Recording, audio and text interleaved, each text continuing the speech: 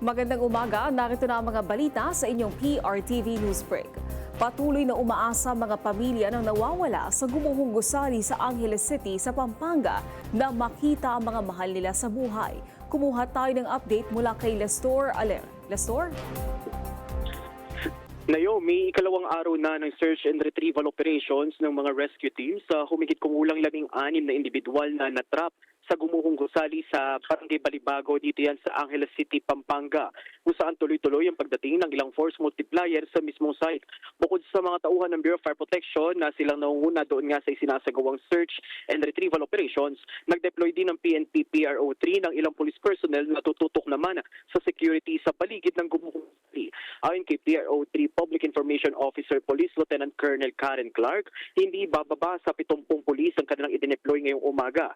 Samantala, dumating ngayong umaga si Department of Interior and Local Government Secretary John Vic Remulla dito sa mismong site kung saan nag-collapse ang ginagawang building. Samantala, matatandaan kagabi ay pansamantalang inihinto ang operasyon matapos na umulan. Pero patuloy nating kinukuha yung panig mula sa BFP Region 3 kung isa nga ba ito sa naging dahilan ng paghinto ng retrieval operations. Ayon kasi kay BFP Region 3 PIO Fire Superintendent Lea Sahili na may posibilidad na mahinto ang kanilang operasyon kung sakaling hindi maging ligtas ang lugar para sa mga rescuers.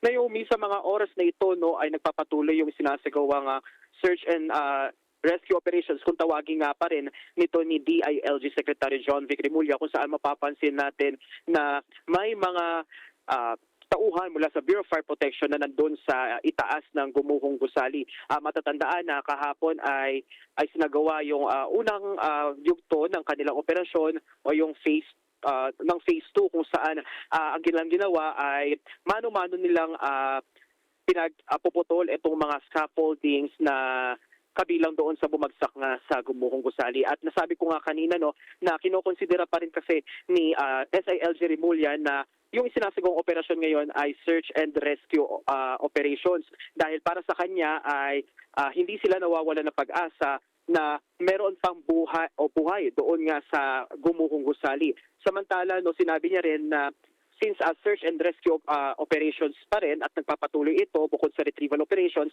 ay posible rin na gumamit ng mga life detector device. Ito yung mga devices na una nang ginamit noong unang araw nitong operasyon pagdating doon sa pagre-rescue sa mga gumuhong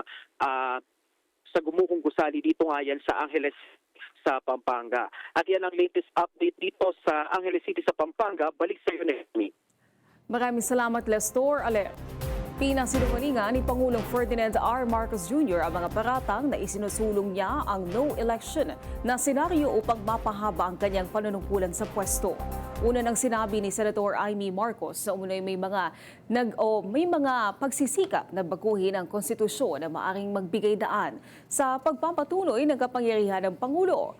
Pero paglilinaw ng Pangulo, wala siyang ganong plano. Taliwas sa sinabi ng kanyang kapatid na kaanib ng oposisyon. Nasa Japan ngayon ang Pangulo para palakasin ang ugnayang pampolitika, kooperasyon sa depensa at seguridad at pakikipagpartner sa ekonomiya sa mga mahalagang bansa sa rehiyon. Naniniwala si Attorney Gilbert Andres, abogado ng mga biktima ng war on drugs, na dapat nang ilabas sa mga arrest warrant laban sa mga itinuturing na co-perpetrator sa war on drugs sa ilalim ng Administrasyong Duterte. Sa panayam sa Radyo Patrol sa 6:30, sinabi ni Attorney Andres na ito ay para mabilis ang madesisyonan at mahatulan si dating Pangulong Rodrigo Duterte na nasa International Criminal Court.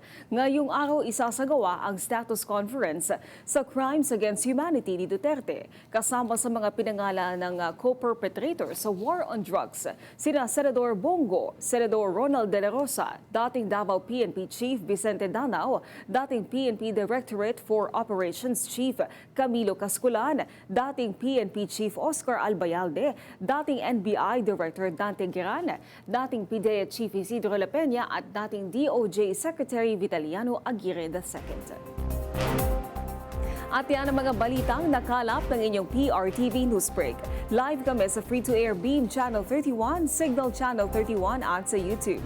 Tumutok din sa aming social media accounts sa Instagram, Facebook at TikTok sa PRTV Prime Media. Ako po si Naomi Tiborcio. Magandang umaga. News.